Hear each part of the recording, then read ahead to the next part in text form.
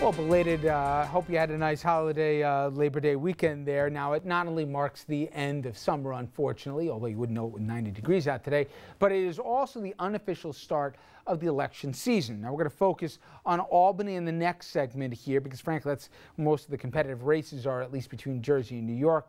But first, we talk about Capitol Hill, and Andrew, definitely a lot at stake this year in D.C. There is, Rich, and let's get right to it. Don't expect too much attention to be paid to the House of Representatives as November approaches. Nobody seriously thinks the Democrats have a chance to control the lower chamber or move that away from the GOP.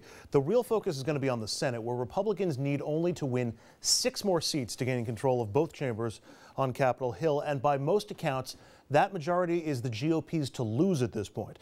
Republicans are likely to get half the seats they need in these 3 races, all of which are currently held by Democrats.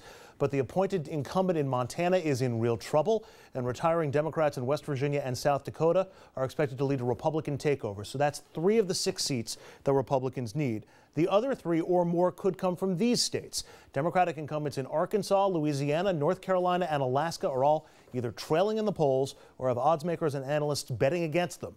Though to be fair, we've heard that story before when it comes to Mary Landrieu in Louisiana and Mark Pryor in Arkansas.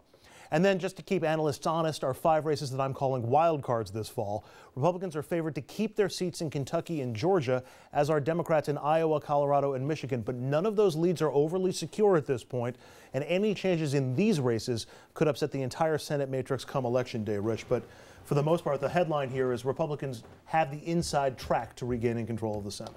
So put a face on it for the folks at home who say, all right, one controls the other. What really is at stake here from, well, it's not just one chamber, both chambers, they don't seem to be getting anything done. What would change if Republicans took control of the Senate? Well, Republicans have been talking about that very thing. I mean, I agree with Andrew. It looks like they probably will get the 6 they need. I think one of the big questions is, in an environment that favors Republicans so much, why aren't they doing better? And that is a big question. This is a map that favors them. This is a president with low approval ratings in all those states that Andrew mentioned. They should be doing better. And they've been talking about what will happen if they take over the Senate. And what's going to happen is more of the same. They are going to stop, stall, and hold off any of President Obama's initiatives. It'll be more of the same for 2 more years, a disaster for the president, who's going to be forced to move to executive orders, as he has been, and to try to govern that way. It's a very tough way to govern. A disaster for the country, because we can't keep functioning with just total intransigence in Washington. They got to figure out how to be big boys and big girls and get stuff done. I mean, if you compromise, Washington isn't supposed to work or not work this way. It's not going to get done for the country's sake, if the Republicans take this Senate. Think about this. We have a system of checks and balances, right? And the way it works right now, Republicans, as Andrew said, they have the House, and the Democrats currently, have the Senate. And so the Senate currently has been the voice of reason. Not always going with Obama, but if they take the Senate, you talk about lame duck. Yeah. Obama's done.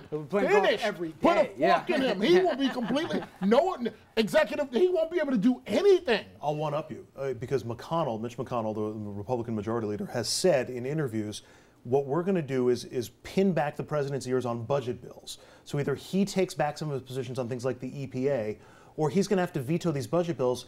That means government shutdown. He's already talking about shutting down the government as his weapon of choice if Republicans take control of the Senate. And again, it's a typical overplay by the GOP. And part of the reason why, to your point, Jeannie, they haven't done better in an environment where the president's doing bad.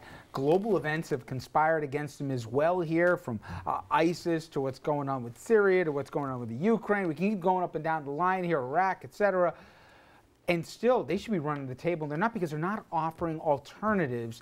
Do you think the public wants to see a government shutdown? What idiot thinks that's a winning political hand? But, Dom, I saw a couple things that have at least given me an idea where nationally Democrats want to play. President's pushing minimum wage, and states like Louisiana and a bunch of other places are trying to get the black vote out there. And I think Ferguson is going to be, maybe not, they won't say the words, they're going to talk about this to say, if you don't care and you don't vote, you can't complain later on. Will it matter? Of course it matters. It amounts to a Hail Mary with less than 10 seconds left in the game, the turnout for the black vote. Democrats traditionally push to turn out their core support. And it worked very well for the Republican senator down in Mississippi who Ted Cochran. Yeah. that's right, Cochran, who had lost the Republican primary, but then in a runoff was able to, he appealed to black voters. A Republican appealed to black voters. They put him right back in office. And so, well, to the nomination. Yeah. So it's an interesting strategy. Frankly, right now, it's all the Democrats have. And it's the only coattail that Obama has right now based on his poll numbers. And to try and get a lot of folks here, because minimum wage isn't just $8 anymore, they're trying a lot of places to say, labor movement, we can get to $15 an hour. Like in Seattle and other places, all of a sudden, people are saying, wait a minute, they're not just talking about, the kid in the corner, they're talking about maybe me too. What's the Republican strategy other than saying we're not Obama? This is the problem. The Republican strategy has been one of investigation, one of criticism, one of stopping and stalling, and that's why they're not doing better. Look, we have more spending going on in this race and less turnout. They're talking about a record spending in Kentucky, $100 million for this campaign in Kentucky. And yes, it's a contested seat, Mitch McConnell, but you know what? Turnout is so incredibly low because both sides are having trouble turning out their base. So you see the president, you see Vice President Biden trying to get people out on this issue of the minimum wage. It's absolutely... By the way, are you guys getting the emails every day? Every day. I get from both sides, right? Yeah.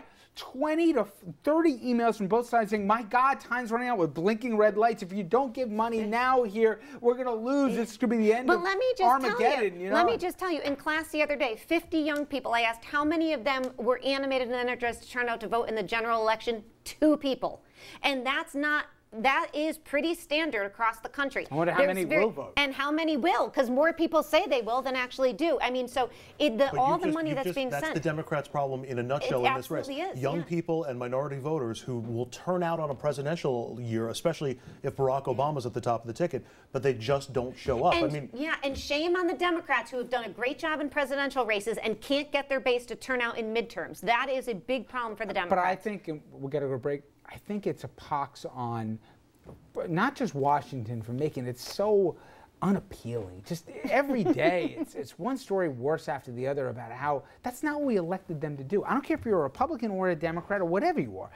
You're put there to get stuff done. They don't get stuff done. They whine about it. And then we, the public, will say, oh, shame, but we don't hold them accountable for it. And I really think we're going to look back at this chapter, hopefully down the road, as saying, shame for an apathetic public, and especially shame on a pathetic legislative branch. Okay, when we come back here, we're going to be switching gears, because a week from tonight here, we're going to be waiting for the returns come primaries. Now, primary in New York, you say, oh, really, what's at risk here? There's more than a few of the different races. Now, the governor, he's safe. Of course he is here. But what about the rest of his ticket? We'll get into that after this.